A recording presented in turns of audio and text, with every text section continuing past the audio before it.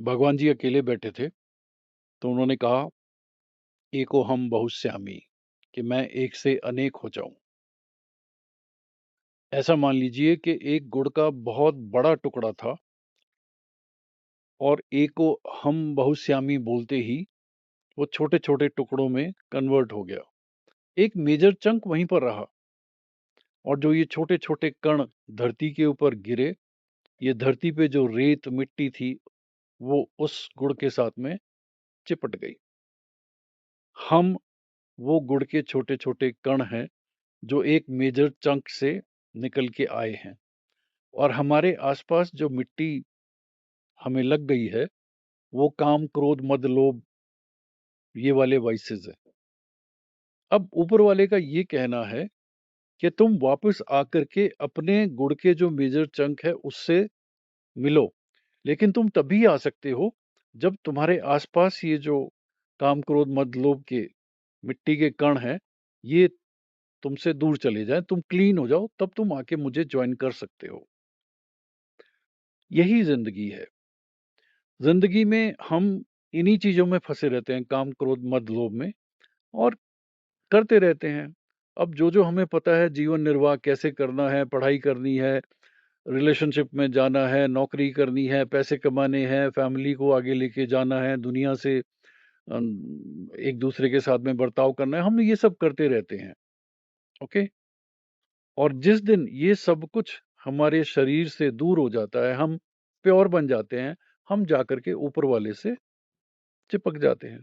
अब होता क्या है कि ये एक जन्म में फिजिबल नहीं है, इसके लिए कई जन्म लगते हैं। ओके। अब इसमें दो तीन चीजें जो है आपको ध्यान रखनी है, जो मैं अब आपको बताने वाला हूँ। जबरदस्ती इन मिट्टी के कणों को अपने शरीर से दूर मत करो। काम, क्रोध, मद, लोभ जो है, जरूरत से ज्यादा उनको अपने शरीर से दूर मत करो। सांसारिक दुनिया में जीने के लिए इनकी जरूरत है। अगर आपके आसपास ये नहीं होंगे तो सांसारिक दुनिया में आप ढंग से नहीं जी पाओगे। हर कोई आकर के चपेट मार के चला जाएगा। बहुत सॉफ्टी हो जाओगे, बहुत दयावान हो जाओगे, कुछ नहीं कर पाओगे। ओके। ये कण अपने आप से आपके शरीर से दूर हो जाएंगे। आपको सिर्फ अपना स्पिरिचुअल प्लेटफॉर्म ऊपर करना है। मतलब सांसारिक दुनिया में हो, ये कण आपके साथ लगे हुए हैं। जैसे जैसे आप स्पिरिचुअल दुनिया में जाना शुरू कर देते हो, अपने आप से ये कण हट जाते हैं। अब हुआ क्या, किसी इंसान ने किसी बाबा जी को देखा कि ये ना गुस्सा करते हैं, ना इनमें क्रोध है, ना काम है, ना कोई लोभ है, कुछ भी, मतलब इनमें ऐसा गलत नहीं है। तो उसने लिख दिया दुनिया वालों को कि ये चीजें खराब हैं। भाई ये चीजें खराब हैं स्पिरिचुअल वर्ल्ड के लिए, अध्यात्म की दुनिया में जब आप हो तो ये चीजें खराब हैं और ये चीजें आपके साथ रहेंगी नहीं। लेकिन अगर आप सांसारिक दुनिया में हो तो इन चीजों के बिना आपका गुजारा नहीं है। इस बात को समझ लो। और बहुत सारे लोग हैं जबरदस्ती अध्यात्म की तरफ चलना शुरू कर देते हैं। हम मेडिटेशन करेंगे, हम दबा के पूजा करेंगे। ये सब हरकतें मत करो भाई। आपका समय लिखा गया है। ओके। जब समय आएगा, आप अपने आप से अध्यात्म की तरफ चलना शुरू कर दोगे।